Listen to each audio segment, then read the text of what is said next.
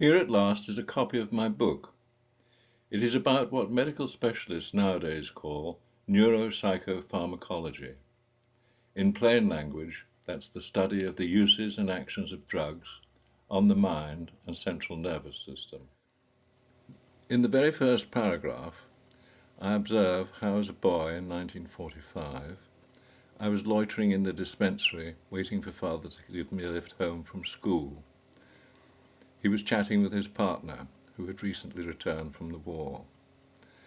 The partner was telling how pregnant women caught up on the front line all had miscarriages. The psychological shock of their circumstances had had a dramatic physical effect on their bodies. As a teenager, I became fascinated by the relationship between the body and the mind. The attempt to understand it became my central clinical preoccupation. This book describes the observations, clinical and cultural, that followed at school and university, in Canada, including 15 months in the Arctic, the National Health Service, in the home counties, including London in the swinging 60s, where I might add I also met a number of revolutionary socialists with their ambition to dominate the world. Later, I practiced in the Muslim Middle East for a few months. More recently, I studied juvenile delinquency and drug abuse on a council estate.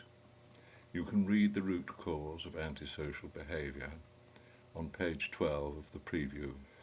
Over the last few decades, the use and abuse of substances such as alcohol, heroin, cocaine, cannabis have caused considerable hysteria among governments and among public around the world.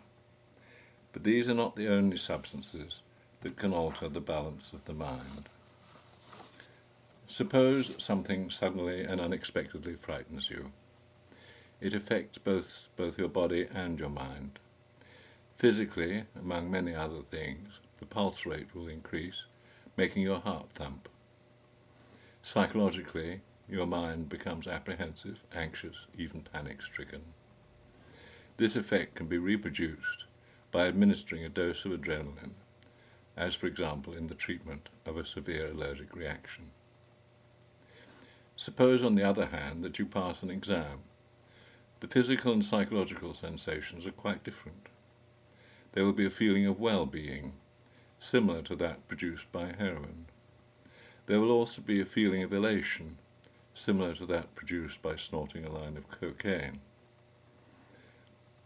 Then again, perhaps your mind starts to wander and daydream, perhaps reflecting on the world and the infinity of inner space.